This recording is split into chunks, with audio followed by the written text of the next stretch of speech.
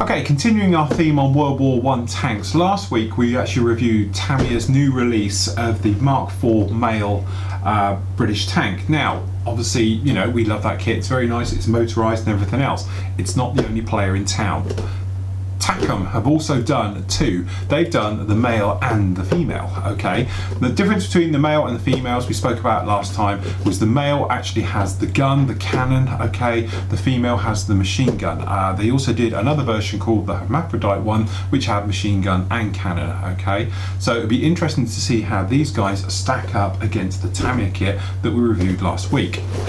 Now these kits are extremely similar, so I'm only going to go through one. So what we're going to do, we're going to pick out and go through the male one, and then we can spot the small differences afterwards. So, looking at the box, as you can imagine, we've seen this before with Takom kits. They do this nice box art now, giving the sort of profile views and everything else with some details about actually what's on it. Being the male one, this one comes with a 6-pound gun and some nice detailed shots of the cutaway, which we did see with the Tamiya one, but obviously it showed their motor. This is versus showing some nice internal details. Okay, and then on the other side, obviously you've got your sprue layout and everything else. Now this particular kit is 2008, the other one is 2009, okay?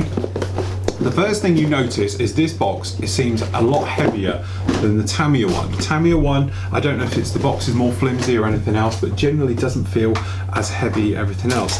You do seem to get a lot more plastic in this one. Certainly if you're just looking at this lot, this is everything we have in here.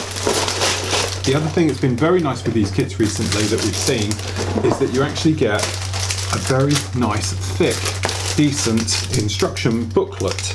Okay, so we're just going to slice this guy here. Hopefully we've gone through it all. Yep. Now, the other thing as well we get immediately is some bits falling out, so we just keep them safe. Okay. So what we've got down here is looks like a correction sheet straight off the bat, which is something we'll have a look at in a moment. We've got some photo etch we'll take a look at, the decals, some chain, very nice, looks like we've got a milled turned barrel and some poly caps. So in here, this is very much like cardboard, all right? We've got the other one, I was just wondering where that one was. Okay. Very nice down here. We've got a thank you down in here, and then generally if we just flick through this one, as you can see, working our way through. So generally, as you can see, we've got the actual parts layer, everything else, and then we're going to work our way through the actual thing. So we've got the Lewis gun going in at the front, talking about the colour callouts, which looks like they're all in Tamiya, the plating going together, the front, which in some ways looks a little similar, shall we say, but this one, straight off the bat, seems to have more detail, if we're honest. Okay, going down through here, so you're building the center section first, then we're going to bolt on all those areas afterwards. So looking down, as you can see, making your way through, getting the side plates on, you're actually putting the gearing and the mechanism, which obviously is non-functional in this, onto this one, okay, as it's going in. And then looking at all these parts, they do seem to be very nicely done. And generally the detail in the drawing, and what I love is this sort of aged paper. It's almost like a card effect. It's very, very nice. Okay, then we got the track work all going on there, which again, it's tracks, but I don't think they're going to link together quite like the last lot did, but we can have a look. Okay, and going through, painting on the tracks, putting the skirts through, and then the same for the other side as well. So you do put in all the gearing work and everything, which is a very nice touch with these. Okay, and then more track work, and then working around with these guns. So obviously this is the 6-pound gun going in here, putting those in. It's the poly cap for the actual, so the gun is movable, which is a nice touch. All the areas going down in there, and then we put this metal barrel on the end here, which obviously you're going to have to super glue down in. It feels very light, so I assume it's some type of aluminium or aluminum, depending where you are in the world. Okay. And then obviously Lewis gun for the turret, Going through, down on those go in, very similar to the way the Tamiya one went, but immediately I'm looking at this, it seems to be more detailed than the Tamiya one, which you never thought you'd hear me say. Okay, and then again the pods, this is where it's slightly different, this lot all clunking into the side like this, then the outer pod somewhat reminiscent to what we've seen before, and then putting the chain system on, so obviously it's saying open up the chain and then you can cut it to put it actually in and do all of those for the de-ditching over the top. Okay, then we've got it, so obviously it's a captured, showing in German markings, which again makes it really nice one. Call outs in Tamiya, so we got the XF 64 brown red, 63 German grey and 60 dark yellow. Okay, and then the back, a little bit more about the debreaching, and then the standard British colours, obviously the khaki overall, which was the standard flat red, flat white for the markings for the front. And that is it. And I do love this booklet. It's absolutely gorgeous because it's grey and it's a sort of aged booklet. It's a little bit different. Now the correction, which is parts 41, so let's have a look to see where they went wrong or what they're actually doing. The correction sheet is for this guy here. So this is what it is. It looks to be G11, G19, that's all the same, G25. What it is, it's part 41, this load of stuff here, if we show you in the close-up. So actually what you've got is a situation where, as you can see, they've miscalled it G17, it's actually 53, 25 all the way through. The other ones down here, E5, 21, G50, yeah, this one's fine. It's literally just this bit here has a correction sheet, but they've printed the entire page instead of obviously just that bit there. Okay, so that's the only problem. So let's have a look and see what we get. Okay, I'm going to do these in order and we're going to go through. So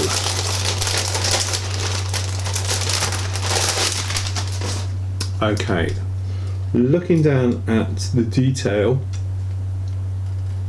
I have to say there's nothing really in it. As you can see, these ones down here, pretty much on a par of what we saw with the Tamiya kit. We got obviously the riveting and the bolts and everything else. There's nothing really in it. They're pretty much the same. The plastic feels a lot heavier though. It's a heavier weight plastic, but tends to be pretty good. 0 ejector pins on this side whatsoever, which is quite a nice touch. Okay, and in fact we've got a little bit of sink marks down in here. Catch them in the light, you might be able to see them just a little bit there, but nothing you go mad about because you're not going to see it. But generally the big thing you notice is where's all the ejector pin marks. I've got one in here, there's nothing anywhere else. Very nicely done, and this is something we noticed with theirs before. Okay, very nicely bagged. They're heat sealed, very tight, so you've got minimal sort of manoeuvring around. There's no real sign of flash or anything else. The Lewis guns I don't think are quite as nice as the Tamiya ones, if I'm honest, but that's not too bad. The sprockets look a little bit soft, but again, I'm no expert on these. It's quite nice how we've got a little bit of sag on this chain as it's going round, so that's quite a nice thing. But the major thing you notice is the general lack of ejector pin marks. There's no ejector pin marks on anything. Okay, which is absolutely lovely to see. Again, no problem with any of those. Nice parts, all of those. I'm not going to get these out and I'm not going to attempt to build them, but this here is our pack of hundreds, and you've got, what's that, 1, 2, 3, that's 5 sprues for doing the tracks. But look at all of this lot in here. This is a nightmare. So I'm sold on the this kit here, quite frankly. I think that's, the tracks have sold it to me completely. That said, we've got a lot more plastic in here and a lot more parts. Okay, so again, we're looking around here. We've got the de-ditching bar running right the way over the top. No ejector pin marks on that as well. That's quite a nice bit down here. We've got the hatches, as you can see, everything else. But if you look at all these tiny little small parts, they're all incredibly done. And a few things, obviously there's an ejector pin mark in there, see? It's only because I'm spotting these things now. But no problem with any of that at all. Very nice, very clean, very crisp. It's a sharp kit, okay? That's what I think with this one. Okay, next up.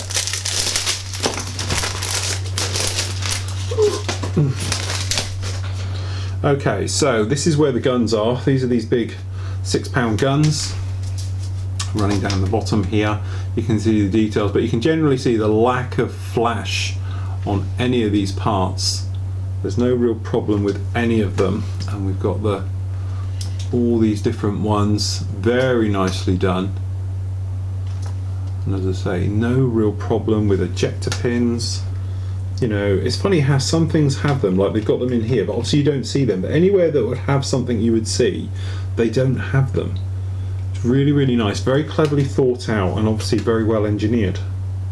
So that's all pretty good. No problem with any of those. It's a nice, good, clean sprue. Again, I'm not going to get this out, but here's all those road wheels. Well, I say they're not really road wheels, are they? More like rollers, I suppose you'd call them on this thing. Okay, as you can see, so you've got 2 screws of those to do, and this is the nice sprue we want to see.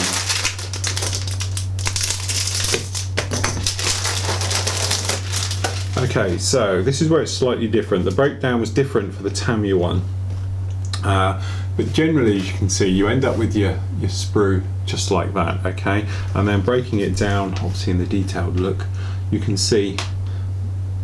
If I had to say, I think the detail is slightly better on the Tamiya one, just a tiny little bit sharper.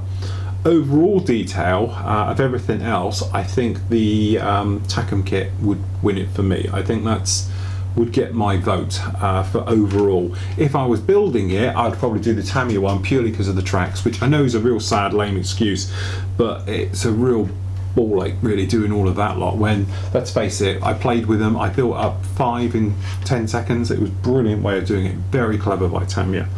Okay, but doing all of those, putting them together, each side of the link, that's a long, laborious job. But this is absolutely stunning.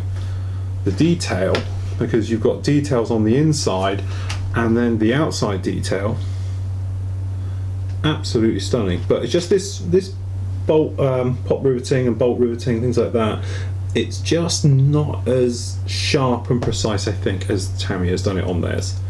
Okay, perhaps we ought to do a side-by-side comparison, but generally when you're looking at them on the close-up, I think these just a little bit softer. Now, is that a problem? I don't think so, not at all. And certainly what I was saying the other day about it would be nice to see World War I kits and we could, you know, really sort of, you know, really immortalise that type of side of the war, because I think it's been overlooked for a lot of years, especially from modelling. These kits really are going to bring that all back to life, and I hope they do the TIF series, you know, they actually work all the way through the marks and everything else, because that would be an impressive display. You could do obviously tanks then from First World War right up to modern. That would make a great display to see with them all together, but certainly a beautiful one. The females we said about is basically the same kit exactly the way through. It's going to build the same, different markings obviously, things like that, but obviously instead of having the big 6-pound guns, this guy has the machine guns on the side instead. Okay, so that's the major difference between the two. So you can either do, as I said, the male 6-pound gun, the female with the machine guns. I don't know if they're going to do a hermaphrodite version of having both. It would be interesting to see that in the future. Certainly a more substantial kit than the Tamiya one. Yes, it doesn't have the motor, yes it doesn't have the easy tracks, but I think if you're into your World War One, you're going to want to do the Takom one, because quite frankly the Tamiya one is more of an easy put together, no problem at all one. This will take a little bit more work to get it together. I think this one will probably give you a more satisfying build, shall we say, than the Tamiya one, but if you just wanted a straightforward build with no problems, then I'll probably take Tamiya.